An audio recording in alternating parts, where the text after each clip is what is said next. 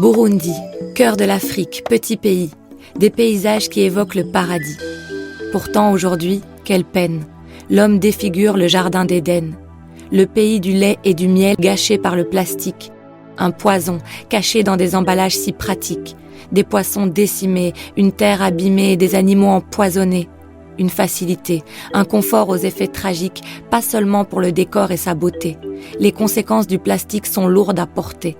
Quand on le brûle, on rend l'air toxique, mais on ne peut se contenter de le mettre de côté. La menace est visible, mais aussi souterraine. Les bouteilles, les sachets s'accumulent, envahissent les lacs, les rivières et la terre. Ils se dégradent sans disparaître, ils polluent toute la chaîne alimentaire. Un problème à long terme.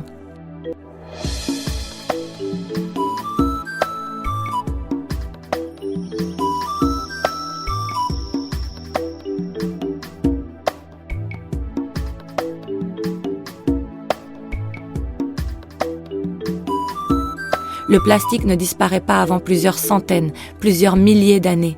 Les prochaines générations continueront de payer l'insouciance de leurs aînés et la facture sera salée.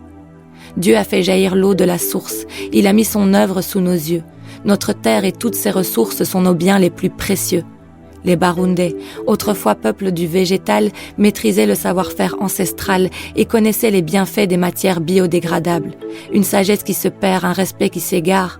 À quoi sert un développement qui mise sur la pollution, qui fait rimer environnement avec destruction? Les solutions sont multiples. La réflexion doit être collective. La responsabilisation est une piste essentielle et décisive. On ne peut pas attendre que d'autres s'en chargent. Chacun doit faire sa part. Il y a des gens qui décident d'écrire une nouvelle page pour rendre sa beauté au pays et à ses plages. Des jeunes Burundais, entraînés par Thibaut, ont été sensibilisés à cette cause et ils ont décidé de se jeter à l'eau pour changer les choses. Ils sont prêts à se retrousser les manches tous ensemble pour que les choses changent. Réutiliser les déchets plastiques, les transformer en œuvres artistiques, en objets décoratifs, en jouets pour enfants.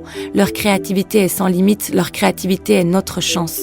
Donner une nouvelle vie aux déchets, un nouveau sens, pour que le sale redevienne propre, patiemment, pour que le moche redevienne resplendissant, une matière première disponible à volonté, une matière première à recycler, pour ceux qui n'ont rien, une possibilité, de commerce, de métier, tout un art à perfectionner, une population à éduquer, à sensibiliser, des déchets à récolter, trier, recycler, et pour le pays, une nouvelle fierté, une nouvelle spécialité.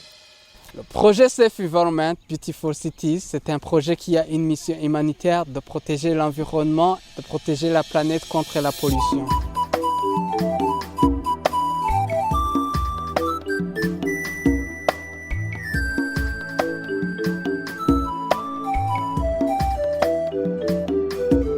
Avec rien du tout, ces jeunes arrivent à faire beaucoup. Avec juste un petit coup de pouce, ils pourraient transformer notre avenir à tous.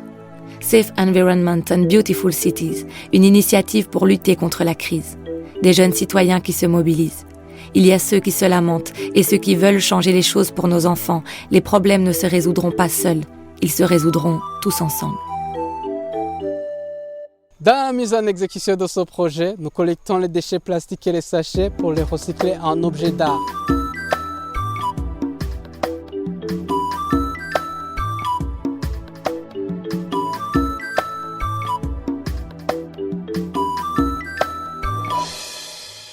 Nous avons une ambition de développer ce projet et mener plus de sensibilisation en démontrant que les déchets plastiques et les sachets peuvent devenir des matières premières au lieu de polluer l'atmosphère.